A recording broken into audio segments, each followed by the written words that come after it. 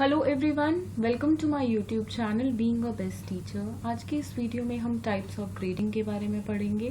देखिए, ग्रेडिंग क्या होती है उसकी वीडियो ऑलरेडी अपलोडेड है, तो पहले आप वो वीडियो देखें एंड देन आप टाइप्स देखें, तभी आपको टाइप्स अच्छे से क्लियर हो पाएंगे ग्रेडिंग के।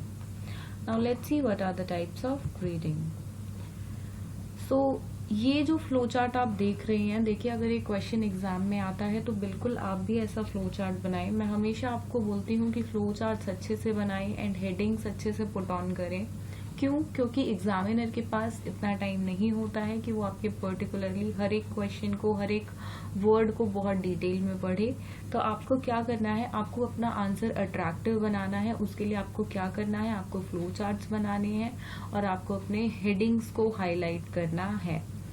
तो टाइप्स ऑफ ग्रेडिंग बेसिकली ये हैं: percentage grading, letter grading and various, norms, reference grading, mastery grading, pass fail, standards और absolute standard grading, narrative grading. अब एक एक करके हम इनको डिटेल में समझेंगे, देन ही ये क्लियर हो पाएंगे। First is percentage grading. Percentage grading is using a percentage scale, percent of 100, usually based on percent correction exam and or percent of point earned on assignments. It is most common method in use in high school and grading colleges. It is used as a grading method or as a way of arriving at letter grades. देखिए, in percentage grading हम percentage में 0 to 100 divide कर देते हैं numbers को, और percentage grading से ही हम लेटर ग्रेडिंग पे अराइव होते हैं या ग्रेड पॉइंट पे। जैसे कि मैंने परसेंटेज रख दी 90 से 100 और उसका लेटर ग्रेड रख दिया A, एंड 80 से 89 का लेटर ग्रेड रख दिया B, 70 से 79% का लेटर ग्रेड रख दिया C। तो इस तरह से परसेंटेज ग्रेडिंग होती है। नॉर्मली ये 0 to 100 डिवाइडेड होती है, इसके पैरामीटर सेट होते हैं। Next is letter grading and variation. देखिए, लेटर ग्रेडिंग वेरी कॉमन है, जैसे कि हम नॉन अकेडमिक सब्जेक्ट्स में भी इसको यूज करते हैं। A से E तक बच्चों को ग्रेड्स दे देते हैं, A B C D E। इसके फर्दर भी होते हैं, बट ज्यादातर हम A से E तक ग्रेड्स को यूज करते हैं। A is for excellent and E is for very poor.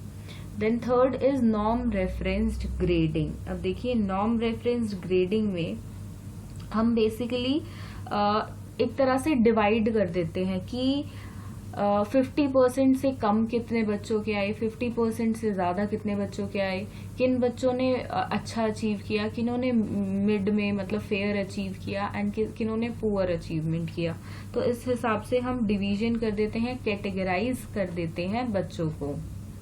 Next is mastery grading. देखिए, मास्टरी ग्रेडिंग में क्या होता है, बेसिकली इसमें भी हम स्टैंडर्ड बेस्ड ग्रेडिंग करते हैं, मतलब कुछ स्टैंडर्ड फिक्स्ड कर देते हैं मास्टरी लेवल के कि कहाँ पे बच्चा पहुंचा है। फॉर एग्जाम्पल, अगर बच्चा 90 से 100% के बीच स्कोर करता है तो मैंने उसका लेवल ऑफ मास्टरी बना दिया एडवांस्ड। उसके बाद 80 से 89% तक अगर बच्चे ने स्कोर किया तो मैं उसको प्रोफिशिएंट बोल रही हूँ। 70 से 79% किया तो बेसिक बोल दिया। तो मतलब जो एक्सीलेंट से वेरी पुअर तक जो डिवाइडेड होते हैं, या advanced, proficient, basic, basic, below basic, ऐसे करके मैं डिवाइड कर देती हूँ बच्चों को। बिल्कुल इजी लैंग्वेज में समझाती हूँ आपको। Advance, proficient, basic, below basic से आपको अच्छी तरह बिल्कुल समझ नहीं आ रहा होगा, क्योंकि ये कॉलेज में यूज होता है मेनली। बच्चों को जैसे कि मैंने बताया, एक्सीलेंट दिया मैंने 90 से 100 लाने वाले बच्चों को, 80 से 89 लाने वाले बच्चों को मैंने वेरी गुड दिया, देन उससे बिलो मैंने बच्चों को गुड दिया, देन फेयर, देन उससे नीचे पुअर, देन वेरी पुअर। तो ये जो मास्टरी है, वर्ड्स की मास्टरी, देखिए good, very good, excellent, poor, ये होती है मास्टरी ग्रेडिंग जो वन वर्ड की है, कि कहाँ पे बच्चा मास्टरी क्या है अभी उसकी, गुड पे है, वेरी गुड पे है, एक्सीलेंट पे है। तो this is basically mastery grading. Now next is pass and fail.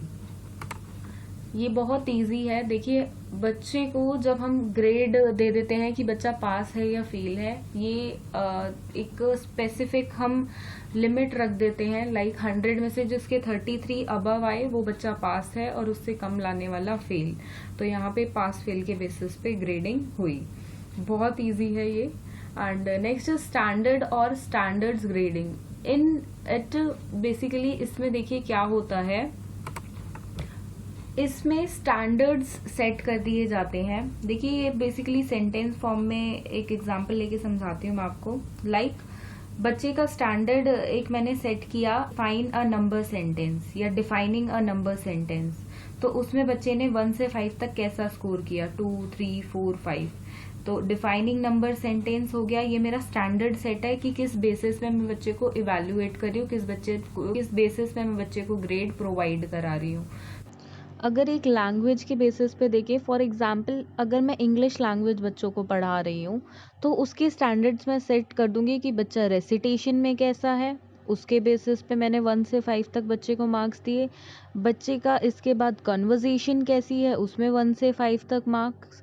Then आगे मैंने उसने ग्रामर में कैसा परफॉर्म किया, तो रेसिटेशन, कंपोजिशन, कन्वर्सेशन, ये सब जो पैरामीटर सेट है ये है स्टैंडर्ड ग्रेडिंग। मतलब स्टैंडर्ड्स के बेसिस पे किसी भी पर्टिकुलर सब्जेक्ट में मैं बच्चों को असेस कर रही हूँ, मैं बच्चों को ग्रेड्स प्रोवाइड करा रही हूँ।